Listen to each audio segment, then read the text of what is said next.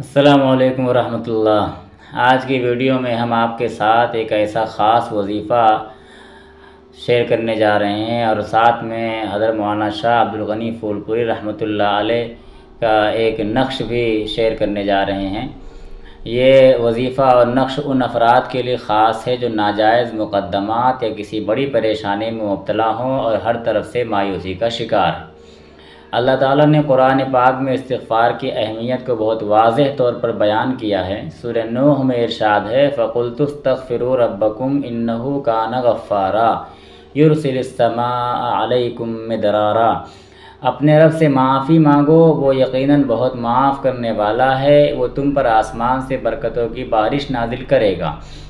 یہی وجہ ہے کہ اس وظیفے میں استغفار کو خاص طور پر شامل کیا گیا ہے تاکہ اللہ کی مدد اور رحمت کو حاصل کیا جا سکے۔ اس وظیفے کے لیے وضو کی حالت میں رہنا بہت ضروری ہے کیونکہ پاکیزگی اور خلوص نیت کے ساتھ کیا گیا عمل اللہ کے یہاں زیادہ قبولیت پاتا ہے۔ اب بات کرتے ہیں اس نقش کو لکھنے کے طریقے کی۔ ایک صاف سفید کاغذ لیں، وضو کی حالت میں بیٹھ کر یہ نقش لکھیں۔ لکھنے کے بعد ان نقش کو موم جامہ لگا کر کے محفوظ کر لیں اور ہمیشہ اپنے پاس رکھیں۔ یہ بات یاد رکھیں کہ نقش کی زکوٰۃ ادا کرنا ضروری ہے۔ زکوٰۃ کا طریقہ یہ ہے کہ صاحب معاملہ سے 50 روپے بطور ہدیہ لیں اور اسے نیک کام یا صدقے میں خرچ کریں۔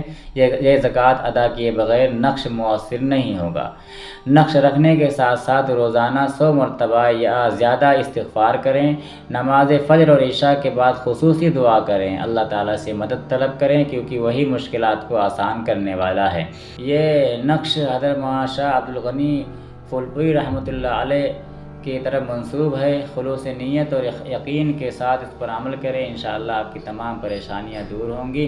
اگر یہ ویڈیو آپ کو فائدہ مند لگے تو اسے شیئر کریں، ہمارے چینل کو سبسکرائب کریں۔ اللہ آپ سب کو خوش رکھے اور کمنٹ میں درود شریف چاہے مختصر ہو ضرور لکھیں۔ ایک بات یاد رکھیں خاص طور پر کہ اللہ تبارک و تعالیٰ کی طرف ہی توجہ رکھیں اور اللہ تبارک و تعالیٰ ہی کو اپنے تمام مشکلات کا حل کرنے والا سمجھیں۔